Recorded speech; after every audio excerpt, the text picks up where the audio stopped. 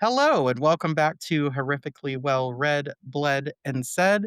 We are so excited today to be talking to Paulette Kennedy, whose new book, The Two Deaths of Lillian Carmichael, is a gothic treat and is available now. Welcome, Paulette, to the show. Thanks so much for having me. I'm happy to be here. And not only are we very pleased and so excited that we read your newest book, but prior to having you on the show, I already just naturally gravitated towards your other books. So I think I've read three of the other four.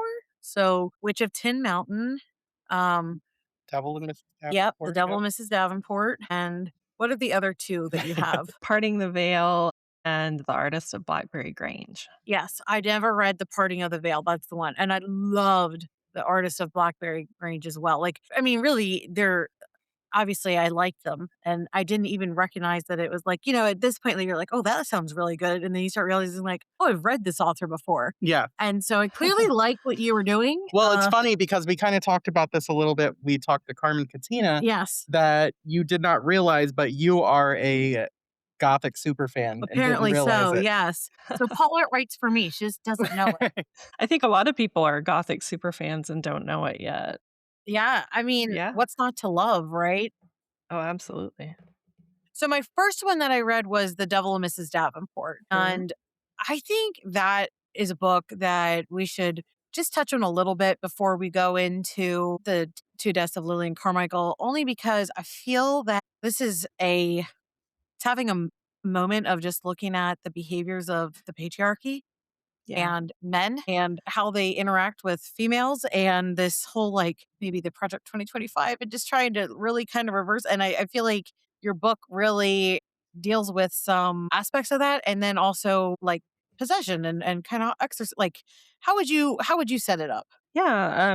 So The Devil, Mrs. Davenport centers on Loretta, who is a housewife in 1950s Missouri in the Ozarks, which is where I'm from. And she wakes up one day after having the flu with the ability to hear and sometimes see the dead. And there's a missing girl who Loretta is called to try to help through the spirit realm. And this does not align with her very conservative Christian Right. husband's beliefs. So that's where the conflict starts to come in the Yes. novel. Yes. And like if she starts to reveal that she knows these things, like basically she's going to jeopardize her relationship with her marriage. She's in that time frame where he can really kind of say, like, you're crazy. Yes. And at the same time, she's guilted by the fact that she needs to help and know these things and has this gift all of a sudden. That is one that I say, like, I don't like to go back and so many good books. Like, why would I don't want to reread a book, but that's a book that I would definitely reread. Like, I think it's a sleeper in terms of it really, you're like, oh shit, this book is doing some things. And I, Mhm. I really enjoyed it. Yeah. Oh, So, thank you. and so then I feel like for the two deaths of Lillian Carmichael, you were kind enough to send over an audiobook Mm. and the actual writing piece as well. And so I kind of binged it as that immersive reading where I Double. did right, looked at the writing as I listened to it as well. Mhm. I hope that you're happy with the audiobook. I thought it was so well done. Fantastic. Yes, they did an amazing job on the performance. I've not listened to it all the way through yet just because I haven't had time yet, but I am so impressed by Yes. everything that I've heard so far. It is really excellent because was it one person or was it more people? Because some people are really talented. I couldn't tell if it was just one person that had a lot of range or if it was a few. I believe there were 2. There Yeah, was a the boy. male and a Yeah, but Yeah. female. but Colin, that sometimes they sorry. can do both though, Yeah, is yeah, what I'm yeah. saying. Sometimes No, I think it did say it on there that it was 2, yeah. okay, because I mean it was just sometimes you can tell well, because Mhm. there's the one aspect where you can hear the much deeper voice, right? And you're like, Mhm. that is definitely, but um I was just I'm so glad that you're hearing positive reviews because I think that's its own little theatrical piece, and you're like, "Man, I really hope that comes out the way that I want it to," and it really brings the story to life, and it made it so much fun. Yeah, and this is a book that is theatrical, right? For sure. So, tell us, Paulette, how do you set up?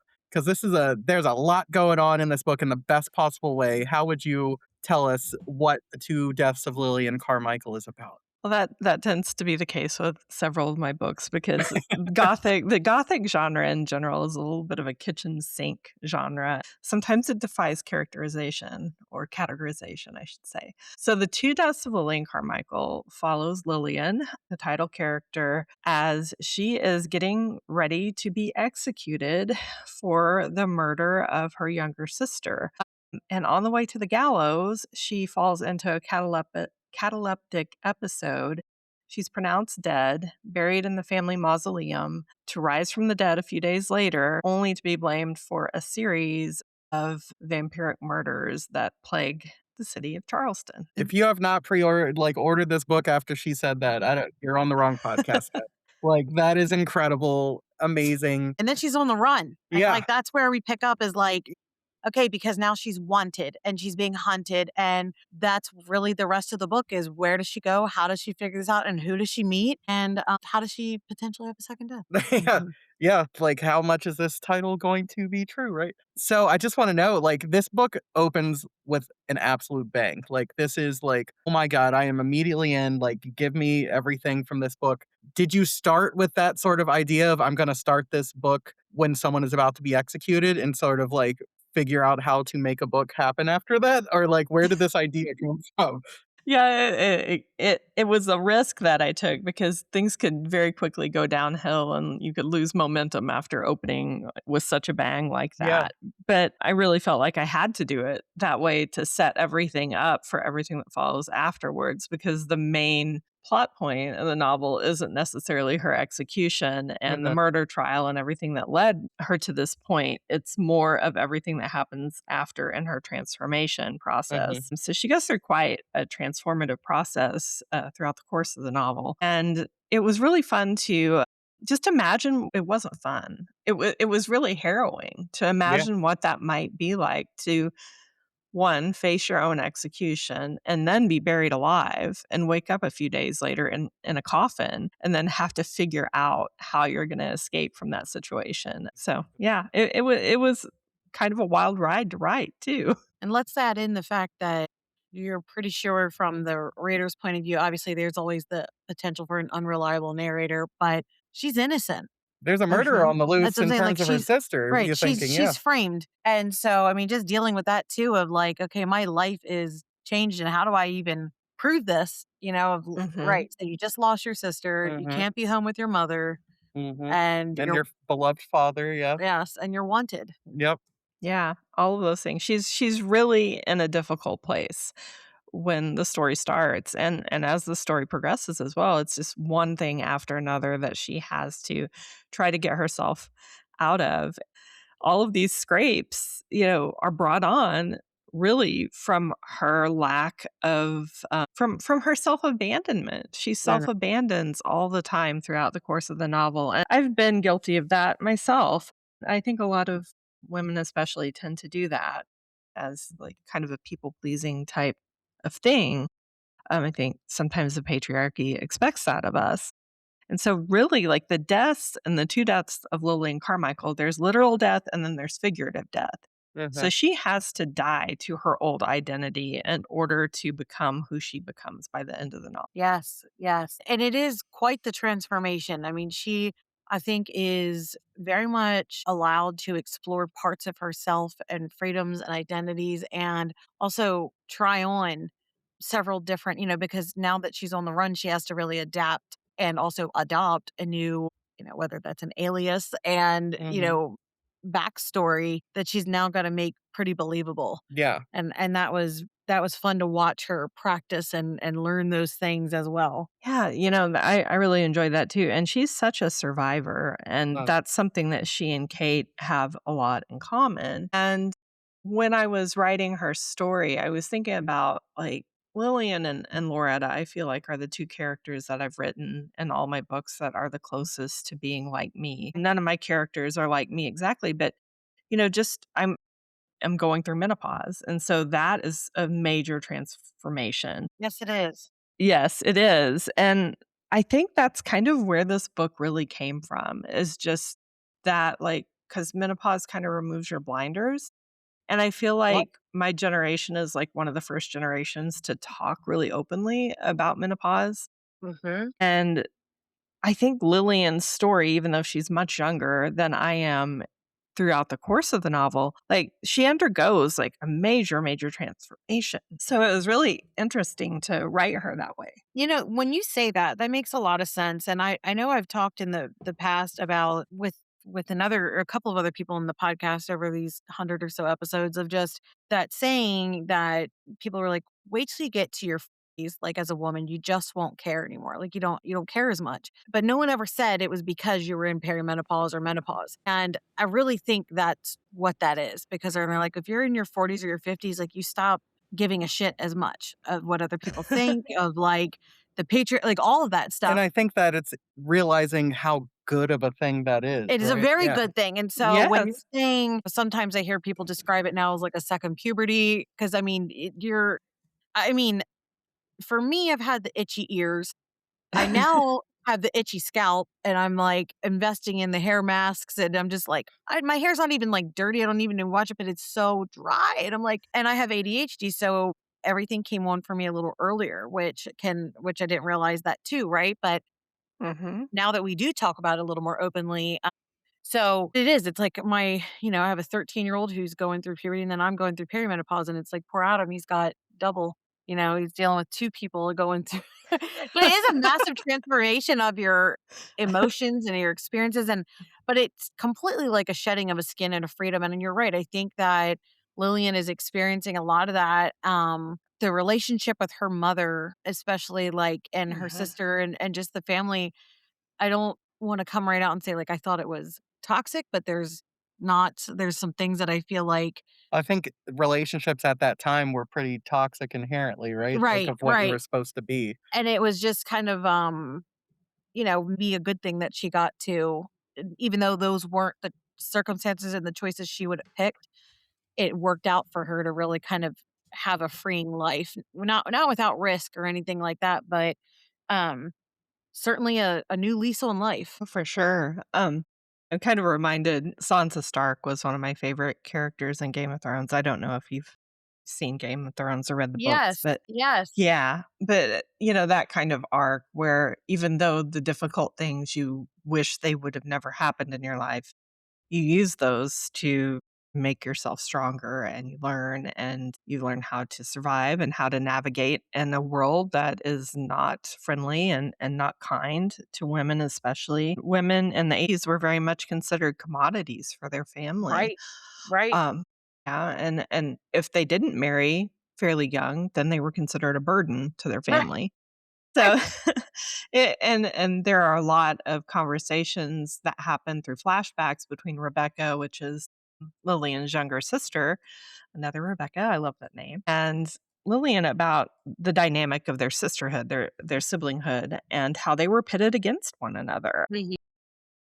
And that wasn't fair and very toxic situation, which a lot of psychologists would have a field day with in the modern era. But yes, I think that everything about a woman was commodified in that era in the 19th century. We see that in Jane Austen's work. We see that in the Bronte sisters about how marriage and marrying up and securing your financial future was so important. And I also tackle that in The Artist of Blackberry Grange as well. You do, definitely. Yeah, and even, I would say because I grew up in the '80s, I was born in 1974, and getting married was just something that was assumed would happen for me and my sister, even though I grew up very, very poor and completely different circumstances than Lillian. It was always when you get married. It wasn't if you get married. It wasn't like it was a choice that I wouldn't get married. So I think that we're just now kind of coming out of that mindset that, Like, yeah. n that concept of people when they say, people just don't stay together anymore." Now there's all the divorce, it's like, yeah, well, women really couldn't divorce because Mhm.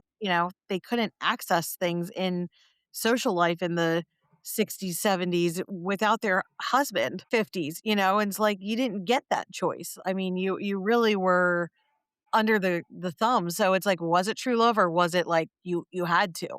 Yeah.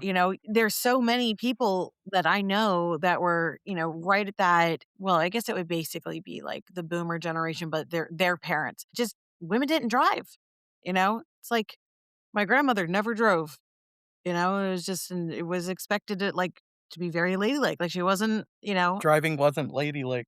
for in the Yeah. South Mm-mm.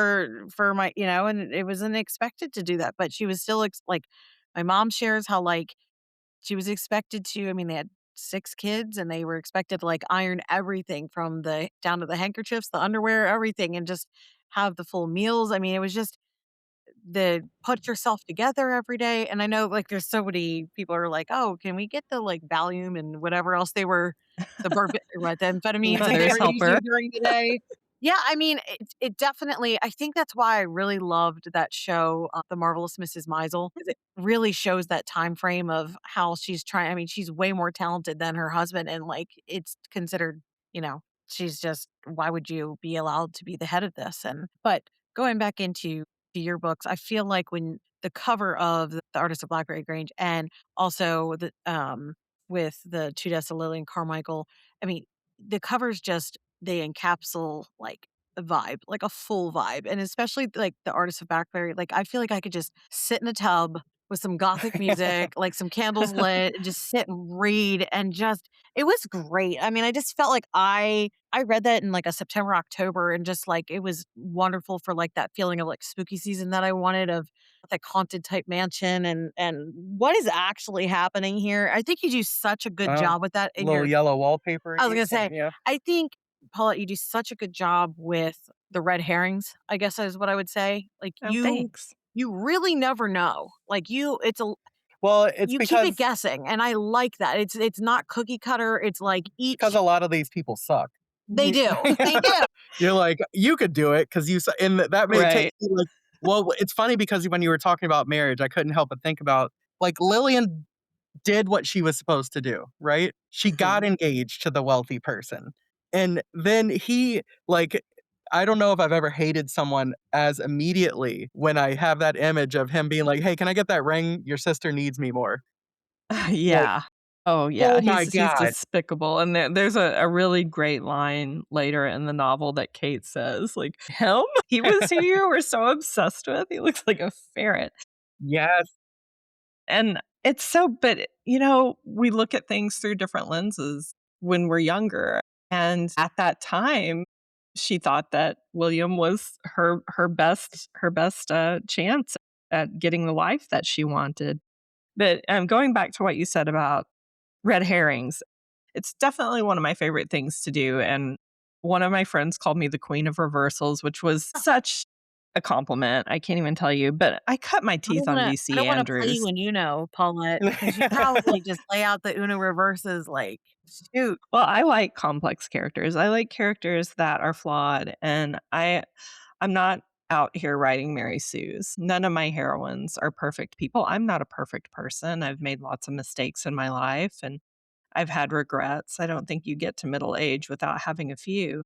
Yes. And yeah, I'm really far more interested in what real people do and the way that that can inform your characters. And even though my characters aren't always likable, you're still interested and invested in what might happen with them. And that's what I care about more than anything. Oh, yeah. Oh, yeah. Just even like I was saying about the Devil Miss Davenport, like, that husband's a real bastard, but I was Mhm. still really enraptured, like, Yeah. I need okay. When you said that Kate is saying that's who you're looking at, I feel like we all have that girlfriend or that friend that's like, "Are you serious, girl? That's what did you see?" And you're like, "I don't know." Like, I don't even wanna like, there's times where it's like, "You dated him?" It's like, "I know." And Adam said to me before, like, "You should just tell people you were on drugs when you dated this person. It'd be easier to explain." And I'm like, "But I wasn't." He's like, "I know, but it would be easier to explain." I love that line Exactly. when she says that he looks like a ferret. All I could envision now, obviously, with kids is in Frozen, the Duke of Weaseltown. Yes. Weasel Yes, Weaselton, like, that's him, and I freaking love that because it's like, I just see Lillian being like, "He's pretty rich." Yeah, he's rich. He looks good in a uniform, so why not? It's like, yeah, I mean, you're not you're just kinda like it's strategy. It's not just, "Am I attracted to this person?" Mhm. Right? Well, that's Yeah. the thing, and, one thing I love about this book is, it's set in South Carolina, pre-Civil War.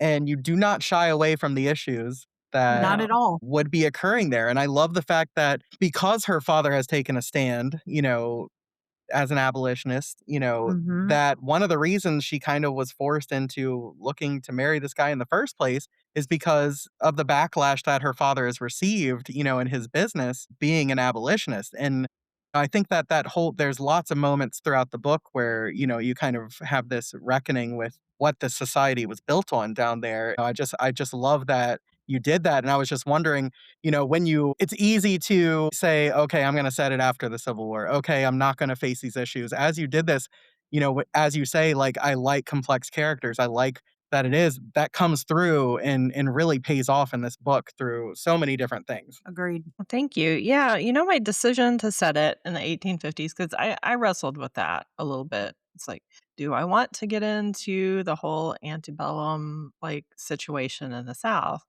And I know that word has kind of fallen out of favor, so I use that in quotation marks, Hmm. antebellum, because I feel like it kind of romanticizes Right. the issues that were at play. But Charleston is and always has been a place of contrasts. And I couldn't write this novel without touching on those things and be responsible.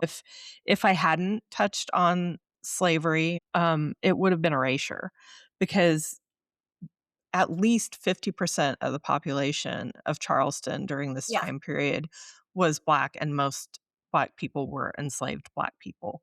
And so, like, to deny the existence of such a large percentage of the population would not only be wrong, it would not be historically accurate. And so I really did a lot of reading on how the word is passed. I don't know if you're familiar with Yes. that Yes. Brilliant book. book.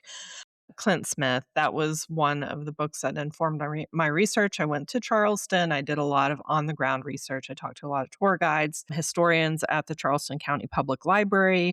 And of course, I reread the works of Frederick Douglass. I read a lot of works from like the Grimke sisters and such. Uncle Tom's Cabin, I reread that. So I did a lot of like that kind of research. And even though I'm very conscious of which stories are not mine to tell, because I didn't want to go into a deep dive and make this into a protest type novel, because I don't feel like I'm educated enough or knowledgeable enough about the complexities of slavery and all of that to write that story. I feel like that's not my place as a white author.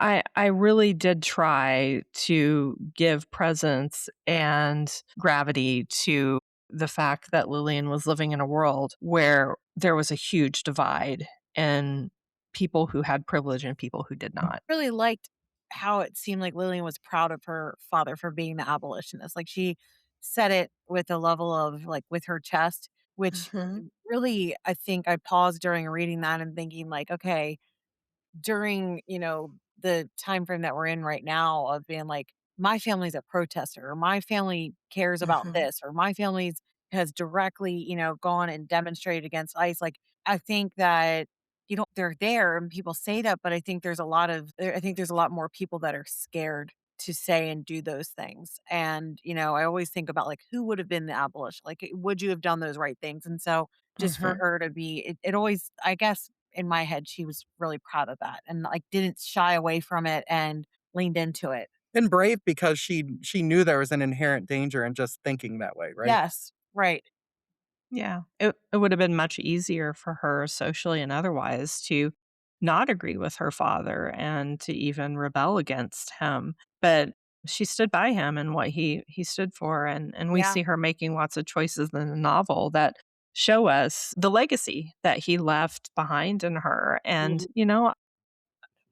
definitely, I live in Los Angeles, and ICE is has been a presence here for almost, well, over a year now, and I was just out, like, stapling flyers on, like, how to report ICE activity in your area around Yeah. my neighborhood, and thinking about that, and while I don't feel like that's a super risky activity for me to partake in, like, I'm a white woman, so it would be more risky for some of my friends to do that. So I think that, and I talked about this a little bit with Trevor Williamson on the Slay House Presents episode that I recorded with him, that advocacy and allyship and activism needs to, I don't like to use the word needs, but there needs to be some risk there. Yeah, Um, for sure. Otherwise, it's not really activism, and Yep. I think it can be performative if there's Right. not some level of risk, Yeah. and there's no telling, what the ramifications of your activism can be in this administration, so it's a little scary, like, to post things on Yep. social media and to put yourself out there, but Yep. if you don't, it's like, are you gonna be on the right side of history someday? Yeah. And can you tolerate yourself? Because Yeah. we feel like that. And there was a part where, just we're both pretty honest on the podcast here of our feelings and where we lie. And, it feels like there's inherent risk of anybody can look it up and, see it, listen to it. And, it's like as you look for jobs or, just any of that. And it's just like, well, I have to be able to live with myself. And I think that this is a part of there's small when we look at how horror can be healing and helpful, and when we read books and look at things that examine social structures, patriarchy, racism, just so many things that horror looks at, I think that it feels like I'm doing my part in that. Not that it's risky in terms of sharing about these things. I'm hoping that we're bringing together community and looking at the hard and ugly things together, but also, it feels like, okay, I'm on record and sharing those things. And it's like, it's okay though. I'm not going to change that because I do have a lot of privilege inherently because I am a white woman, but I also feel like I don't want, I've always wondered that, would I have participated in the Underground Railroad and would I have, Mhm. been the person over and it's just, yes. I hope that, I can continue to do more than be on the podcast, obviously, and we try to do that. But I'm just saying, having these conversations with some of these people just in this incredibly red area. Where we live, yeah. Yes, it is. Yeah. It is. It's like talking to zombies. I don't know how else to say it. I mean, it is like you were talking to a cult. It is really hard. And I know there's a lot of people on there, like videos now on social media, whether it's, TikTok or Instagram, of talking about like they've come out of it and they're deconstructing out of the MAGA lifehood and whatever. But um it's it's not fast enough. And Yeah. it's one of those things, like, it's small, but I think looking at this and having conversations like what we do on the podcast here hopefully helps other people to feel like they're less alone and they're like, "Yeah, I'm really frustrated with this too, and I I'm sad for my friends and my neighbors and what's happening." I agree. And, you touched on something with horror and how we can use horror as a vehicle to work through some of these social, political, just emotional aspects of current events. And real life horrors are so much worse than anything that we could ever imagine or invent, Yes. as we're seeing with the Epstein files. And Yeah. I feel like, and I was just talking about this with a friend earlier today, it's like my job as a writer is to entertain, of course. And I don't ever want to become too didactic or preachy with my books, and I've really, like, struggled with finding the balance there. But in the scope of history, and not that I ever think I'm gonna be, like, super famous author or anything that people are gonna be studying 50 years from now, but the work that we do does have resonance, and it does have a permanence to it. And I feel like if I don't say something in my work, even if it's layered in metaphor or symbolism, it's like, how is that going to contribute to my own personal conscience and legacy and my family's opinion of me and the generations to come? Yeah. So I really do feel like there is a certain kind of responsibility that we have as Mhm. writers to talk about current events with our work. I don't think everything has to be inherently or on the surface political. But you know what? You could read your books and take them as just as they are and enjoy it, but you can go so deep if you want to. And it's all there, I guess is what I'm saying. Some people and it always surprises me of like these people that are very right leaning and they're like they read all the time and then they don't want to talk about I'm like, are we just like reading the same thing or are we not? Yeah, that seems to, like, It not just be able to. but, I will say that I think that's why I come back to The Devil and Mrs. Davenport because I read your book as I was working on deconstructing from evangelical white nationalist Christianity Mhm. and seeing those behaviors of saying, "You can't look at these things, you can't enjoy you can't acknowledge these parts of yourself, you have to just, you're evil or, that's wrong."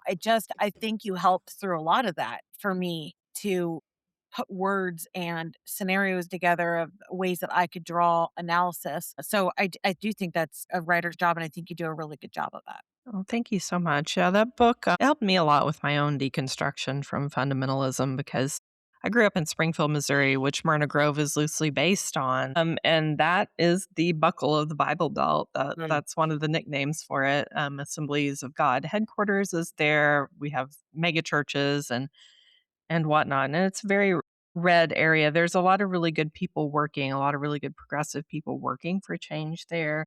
And I still am very proud of my hometown in that respect because there are a lot of like really good things about Springfield. But yes, when you were talking about just talking to people who are in the deep red, even though where I live is not the deep south, it is still very southern in ideology and culture. The Ozarks is kind of a unique area. There's some similarities Right. to Appalachia and Well, like the just Mid to add South. on to what you're saying, our town is north of the Mason Dixon, but most people call it Pennsylvania because the behaviors are you would think we are Yeah, in the South. and I yeah, mean, the Confederate flag is everywhere. So yeah, I mean, it's definitely like the geography doesn't really pay attention to the who the cares if it was mindset, above. yeah. Yeah.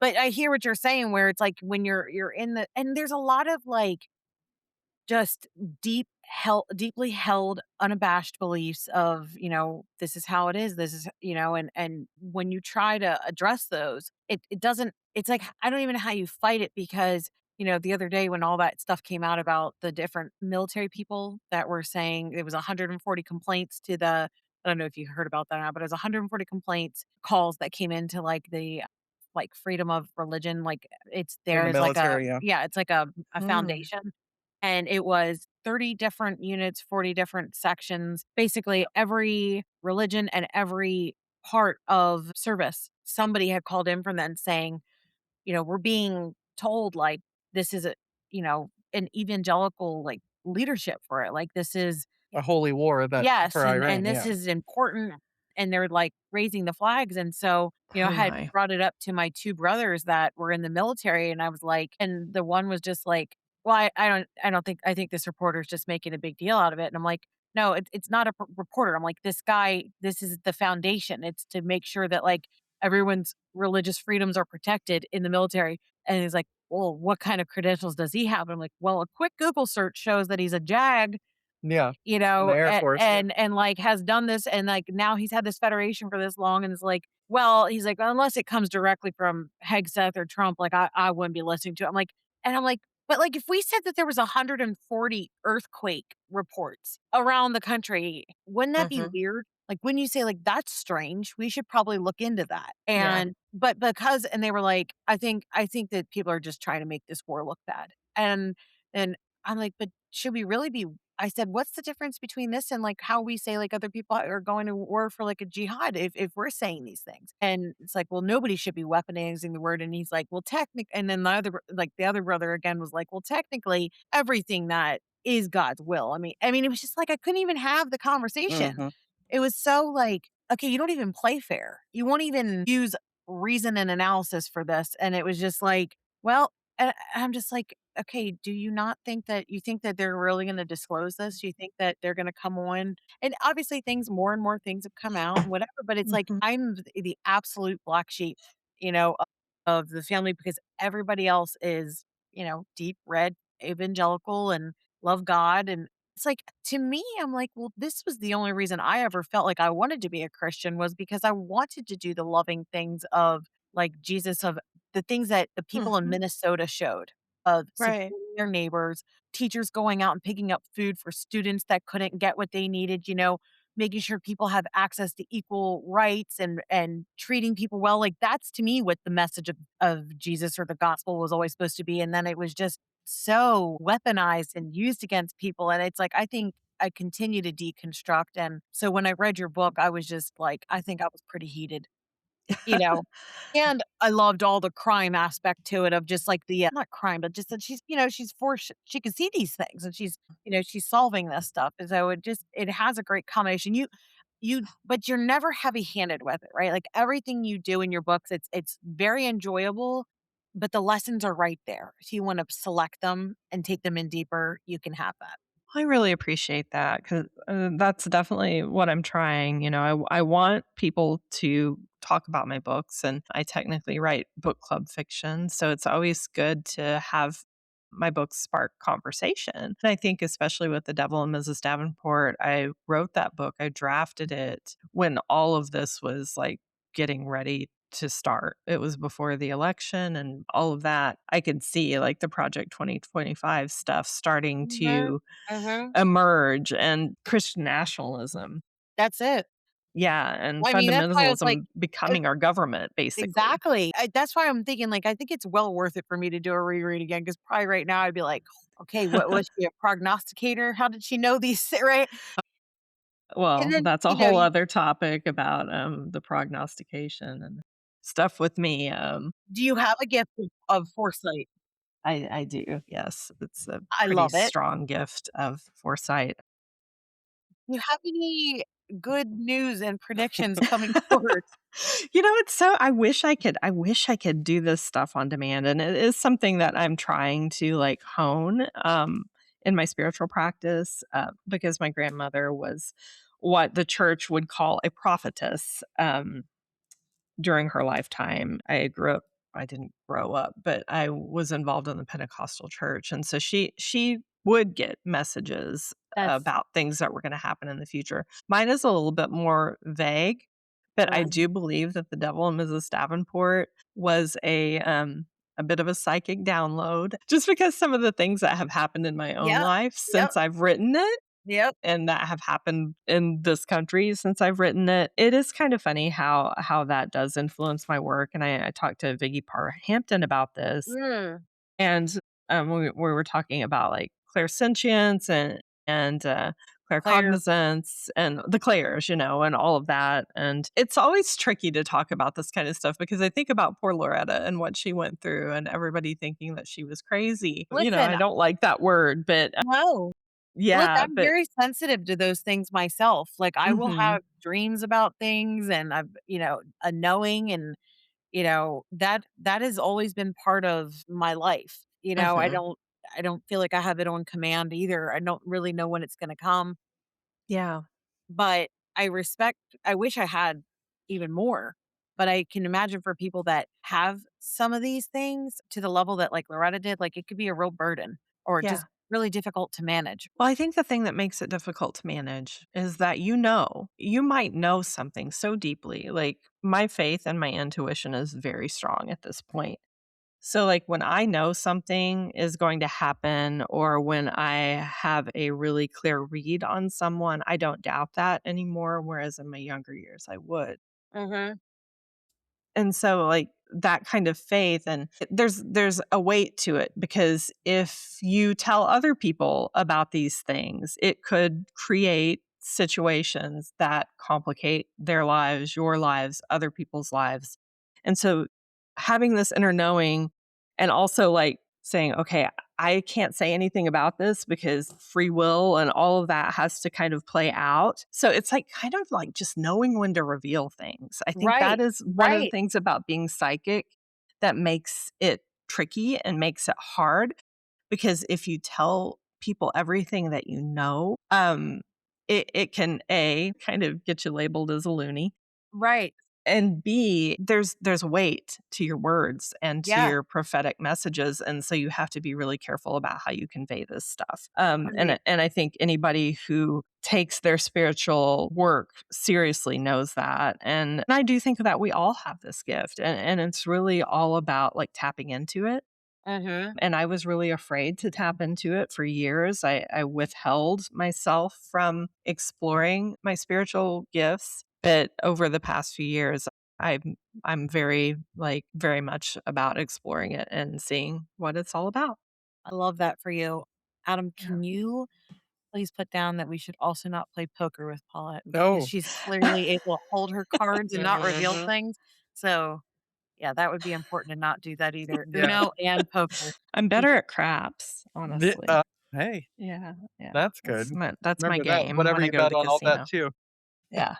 I was just thinking, it's kinda interesting when you talk about sort of like now the weight of your words with, prophetic or however you want to say it. And then also as a writer, sort of like the things that you say, even, we think about sometimes like just as a person, if there was no social media, if there was, you weren't talking Mhm. about books and all that kind of stuff, it's like, how many people would I like talk to on a daily basis? And I don't know, it's like, obviously I'm a teacher, so I talk to the kids and stuff, but like, other than that, it's like, I would say it's a pretty limited like radius that you kind of interact with.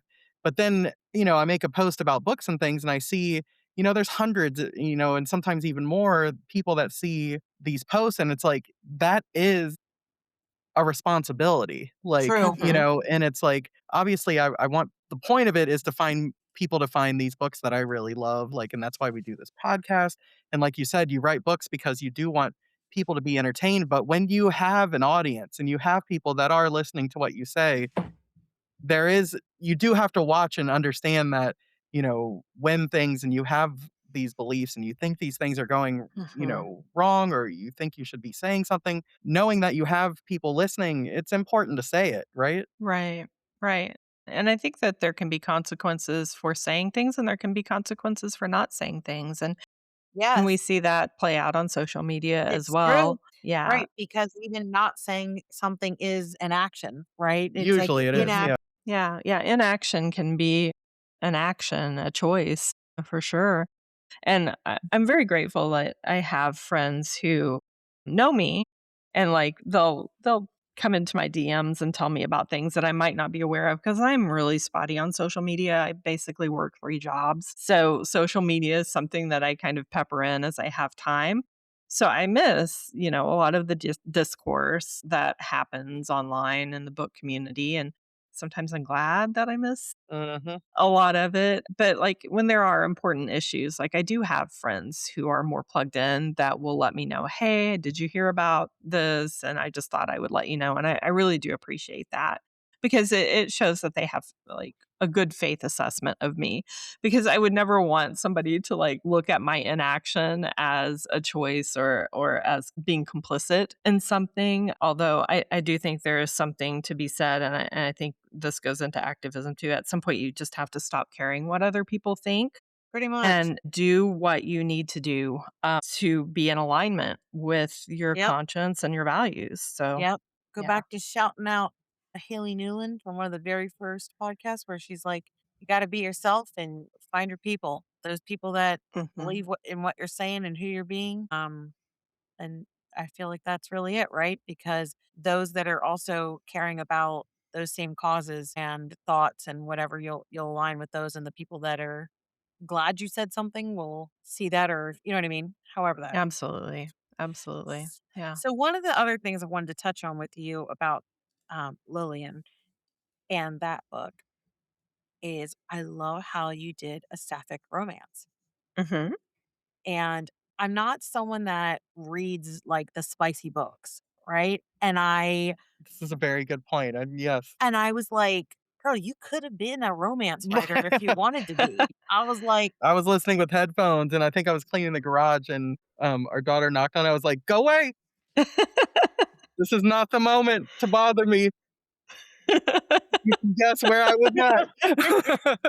and I was like, "Shoot, like, okay." So, Yeah, I went like, there, right didn't amount of I? spice level and intrigue, and I think that comes back to what you were saying of, Lillian she may have never ever considered that, and now Mhm. when she's on this new life, it's like, it just feels right, and Yeah. she's able to enjoy a part of herself that would have probably remained completely closed off. Yeah, I think so too, and I think her relationship with Kate is a bit of a catalyst for a lot of other things that happen after they become romantically involved, because Lillian has a kind of she has this feeling of unworthiness, like she's not worthy of being loved and not Mhm. worthy of passion, and, her sister was the beautiful one, and all of these feelings that complicate her identity and make her not really understand herself. So when she meets Kate, Kate kind of sets her world on fire.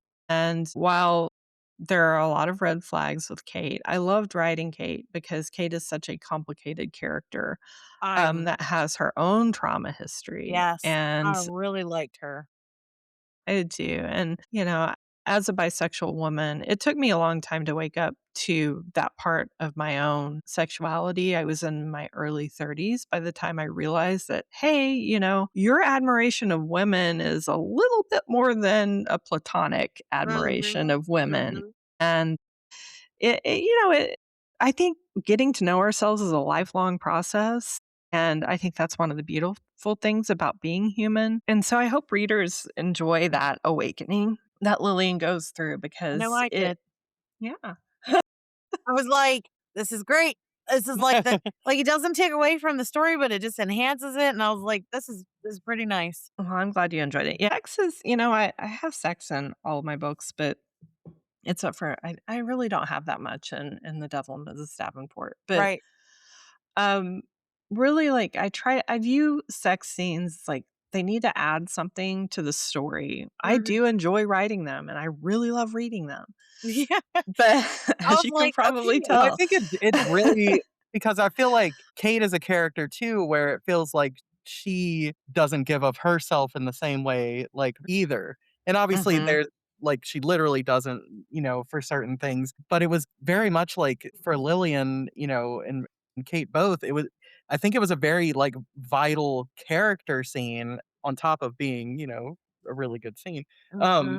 that it really did forward the plot, it forwarded the characters and really Definitely. showed the way that they are both really transforming. And it could mhm. as the book progresses, you wouldn't be able to have some of the narrative and storylines without that Mhm. deepening of their relationship. Yeah, I agree, and especially with, like, Kate's kind of presence as basically a stone top, Yeah. she has a reason for that, and that's not true of every, person who is in that sexual identification, but it definitely is the case for Kate, and I think people, when they read about her backstory, it's very understandable about how all of that helped her become who she is. And the everything around gender too was really fun to explore with Kate and with Lillian too, because Lillian is impersonating a boy or a Mhm. man for a good part of the story. And Kate, not to give too much away, but Kate is one of those people that moves between genders very fluidly, and she Yes. would be classified as gender fluid in the modern era. And it's not just acting for her; like she fully becomes these people Right. when she embodies them. And I really enjoyed writing that. Yeah, and I like, how resourceful Kate was as a character, where she was able to, like, do the additional, Mhm. like, fortune telling and or, like, reading Hmm. all And kind it of. was almost like a sociological experiment with her that Yeah, because she's reading the people yeah, so much, like, I yeah. love that. I mean, she just when I think of Kate, I'm like, I could read a whole book about just her, like Mhm. a prequel Yeah. because And sequel. that too. Because, I mean, she is so layered, and Hmm. I feel like she's one of those people where I'm gonna make it, and I'm gonna thrive, and I'm gonna survive no matter what. Oh, absolutely. She's highly inspired by Becky Sharp from Vanity Fair. Yeah, she's like a queer Becky Sharp, and I've always enjoyed Becky's character because Mhm. she's so complicated and complex and a woman that sometimes does unsavory things in order to ensure her own survival. And I pulled a lot of Becky Sharp into Kate, similar background and such as well. But yeah, I just enjoyed writing her, and I had such a crush on Kate. Can you have a crush on a character? I guess you can. I mean, I mean, I guess that's what I'm trying to tell you. Yeah. I think that's what I'm trying to say here, I'd like to read more. yeah, I mean, Kate's my As a cup of bisexual tea. woman as well, I would like to read more. Yes, yes, Kate's very much my cup of tea. So, I really enjoyed writing her, and I also enjoyed writing Lillian. And with Lillian, even though Lillian's a little bit softer than Kate, there's such a core of strength, and Yes. there's a lot of mirroring that happens between Mhm. them. And their wounds, there's mirroring with that too that comes out. And a lot of Kate's frustrations with Lillian is Mhm. that Lillian just doesn't know who she is and she needs to figure that out. And Kate, even though Kate embodies all these different people, Kate knows who she is and knows what she Mhm. wants and is very firm in that. And so she and Lillian have that difference, but by the end, Lillian is like, "I am gonna do what I'm gonna do."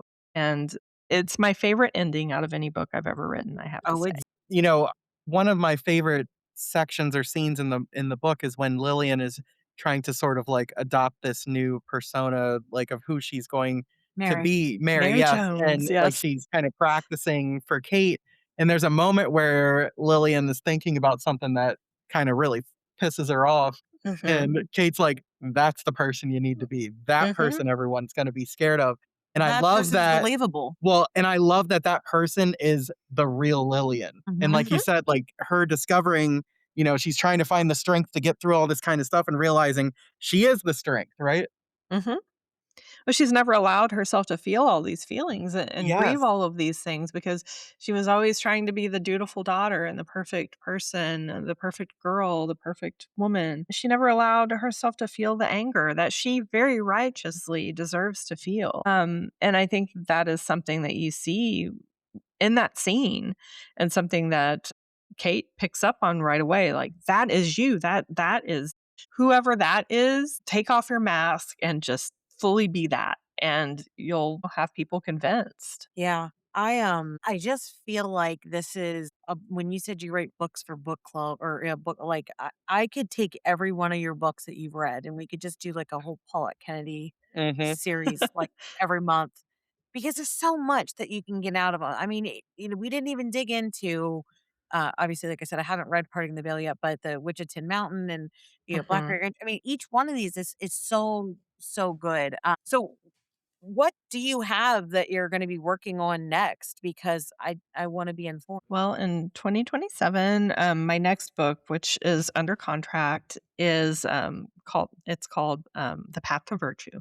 And people who enjoyed The Devil and Mrs. Davenport are going to be very excited because this one also takes place in the 1950s, Oh, and yeah. it takes place mostly in California. It's my first California Gothic, very Wow. cultish vibes. Oh, yeah. Stuff about our government and the very scary, terrible things our government has gotten up to, all veiled in this like gothic story of this woman who is a war bride whose husband dies under mysterious circumstances. She meets her father in law for the first time at her husband's funeral. He invites her to come to California to meet her husband's other family that she's never met. And everything just escalates from there, and weird things start to happen. Her son disappears, and then the townsfolk were like, "Oh, he never existed." I'm not giving too much away. This is all going to be in the Whoa. synopsis. So there's a lot of gaslighting. There's a lot of like altered reality that happens in this novel, and most of it is based on fact. And Wow. yeah, my research for this novel has led me on some wild paths. I cannot wait for you to piss us off, and it Yeah, sounds like. I can't wait. I really can't wait. I will tell you, the moment I saw the name and the cover for Lillian, I was like, "I need it." Mhm. I didn't even know what it's about, but I was like, "I need it." And it's the same thing with this book. Yeah. Like, as you're saying that, where you're like, if you like this, you're gonna like that.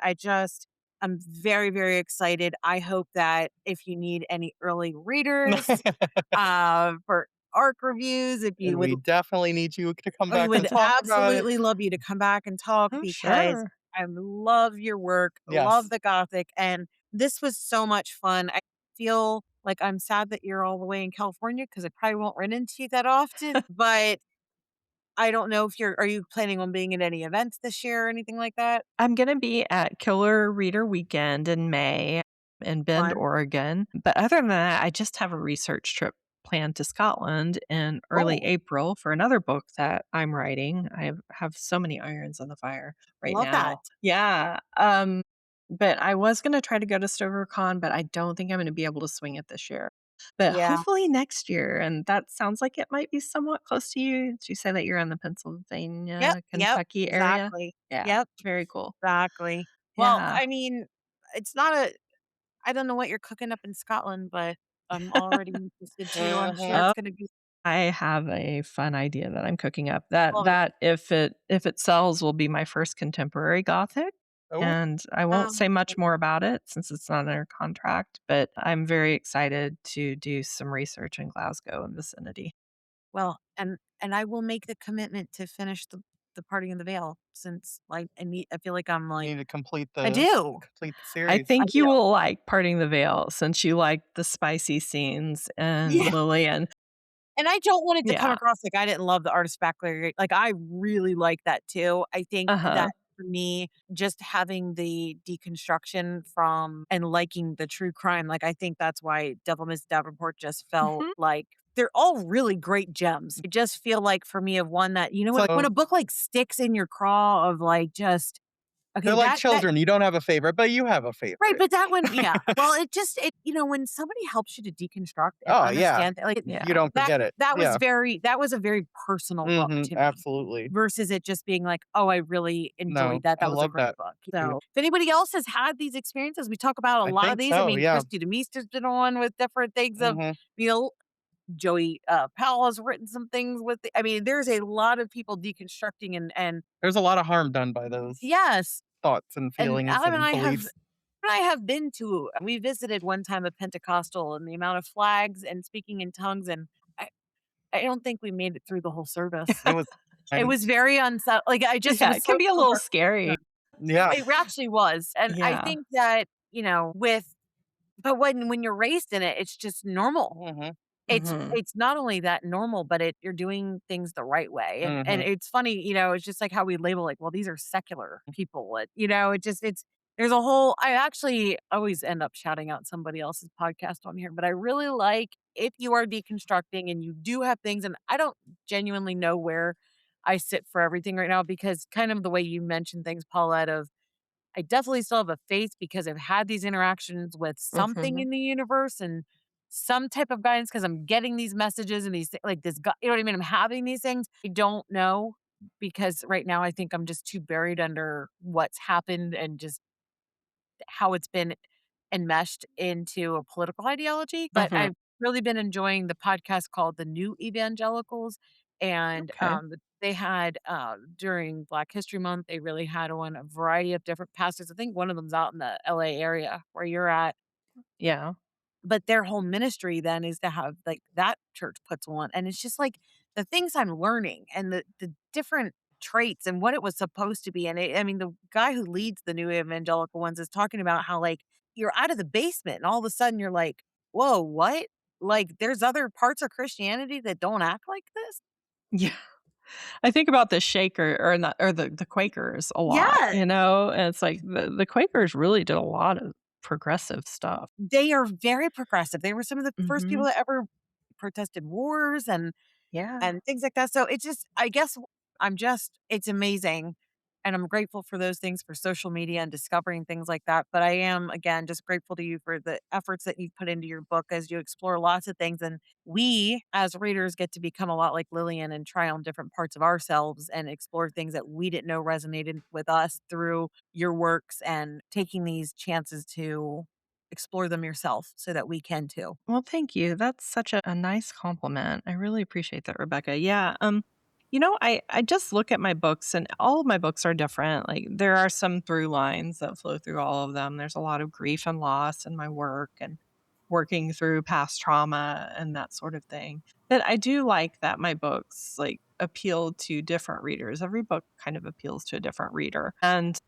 people who really liked Parting the Veil will really like The Artist of Blackberry Grange, and people who like The Devil and Mrs. Davenport are really going to like The Path to Virtue. And I think Lillian kind of fits in a lot of different categories within my work. It's a little bit of a thriller, it's a suspense. There's something in there, and then of course the spice between she and Kate.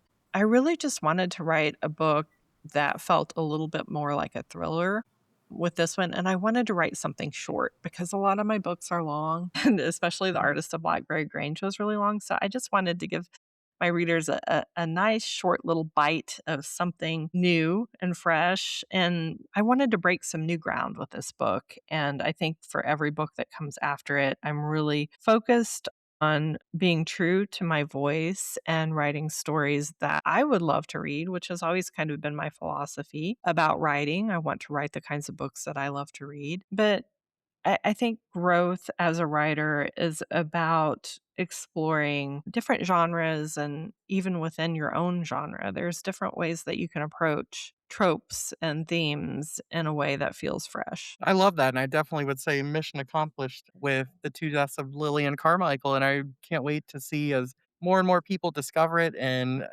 can't wait to read what you have next, and you're absolutely an auto buy author for us and an auto ask to be a guest from now on too, because this was wonderful. Well, thank you so much.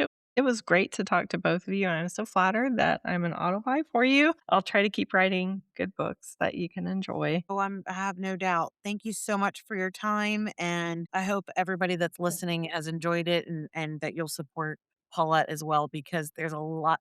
We've talked about a lot of books. Normally we stick to one, but it was just too good. I was like a kid in the candy shop. Well, thank you so much for having me. It was such a great conversation. Yep. Yes, You thank have a you. great, Have a great great night. evening. You too. Bye Bye. bye. Bye.